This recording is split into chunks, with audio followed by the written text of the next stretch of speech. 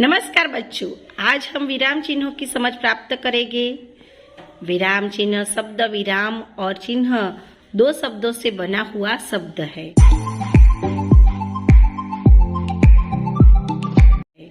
विराम शब्द का अर्थ होता है ठहरना या रुकना और चिन्ह का अर्थ होता है निशान या संकेत। अभी आप बच्चे यह शब्दों को पढ़िए। अध्यापक छात्रों को पढ़ा रहे हैं।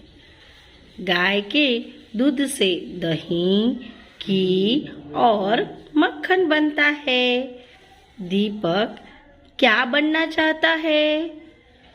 वाह, कितने सुंदर फूल। ऊंटवाला बोला, वैद्य जी कल शाम तक तो यह ठीक था।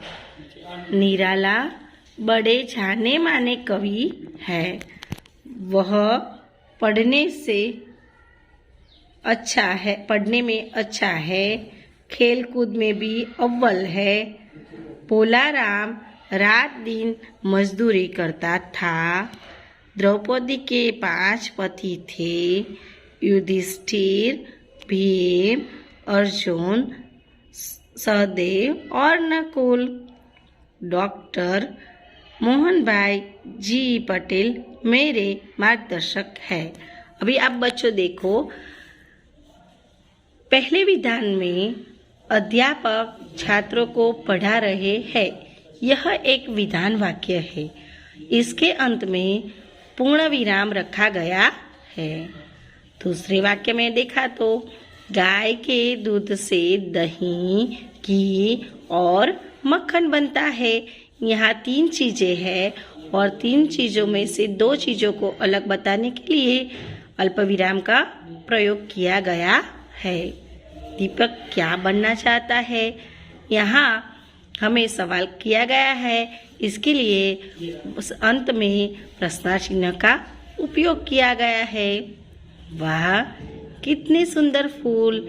यहाँ वाह के बाद एक चिन्ह दिया गया है जिसे हम विस्मयादि बोधक चिन्ह कहते हैं, और फूल के बाद में भी एक चिन्ह दिया गया है। इसको भी हम हिंदी में विस्मयादि बोधक चिन्ह कहते हैं। जब भी कोई बात के लिए हमें आश्चर्य होता है तो हम यह चिन्ह का प्रयोग करते हैं। ऊंट वाला बोला, अल्पविराम, उसके बाद में वो जो वाक्य बोलता है उस बात को हम अवतरण चिन्ह में रखते हैं। वैद्य जी कल शाम तक तो यह ठीक था। यह वाक्य कौन बोला? तो ऊंट वाला बोला। इस वाक्य को हमने दूसरा अवतरण चिन्ह में रखा है। उसी तरह निराला शब्द में भी इखरा चिन्ह आता है। वह पढ़ने में अच्छा है। अभी देखो, यहाँ हमें अर्धविराम दिया गया है। अल्पविराम वाक्य पढ़ते समय जहाँ थोड़ा रुकना पड़ता है वहाँ अल्प विराम चिन्ह का प्रयोग होता है। जैसे कि हमारे देश में हिंदू, मुस्लिम, सिख सभी रहते हैं। सुनो सुनो, वह गा रहा है। और इस तरह हम प्रश्नार्थ चिन्ह का भी प्रयोग कर सकते हैं।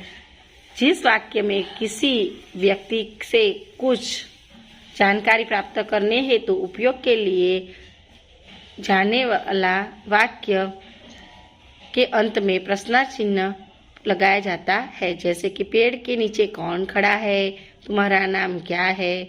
उसी तरह आश्चर्य सूचक या विस्मयादि बोधक चिन्ह का प्रयोग हम आश्चर्य, तृणा, सुख, दुख यानी कि मन के भावों को प्रकट करने के लिए इसका प्रयोग होता है। जैसे अरे बाप रे, हाँ, वाह, आपने तो कमाल कर दिया।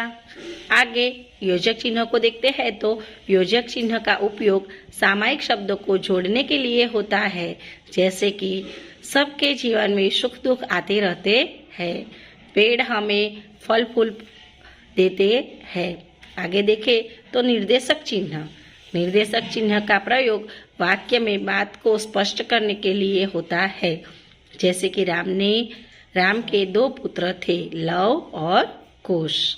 उसी तरह हम आगे जाए तो कोष्टक आता है। कोष्टक चिन्ह करते वक्त हमें किसी शब्द के अर्थ को स्पष्ट करने के लिए कोष्टक का प्रयोग होता है।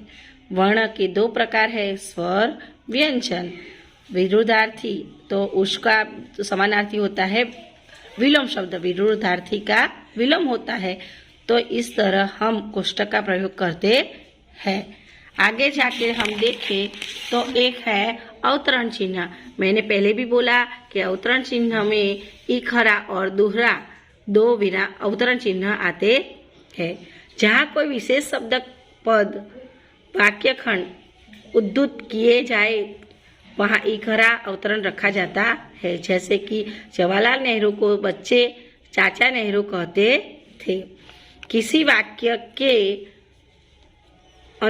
कारण को भूल रूप से उद्धृत करने के लिए दोहरा अवतरण चिन्ह का प्रयोग किया जाता है। जैसे कि शास्त्री जी ने कहा, जय जवान जय किसान।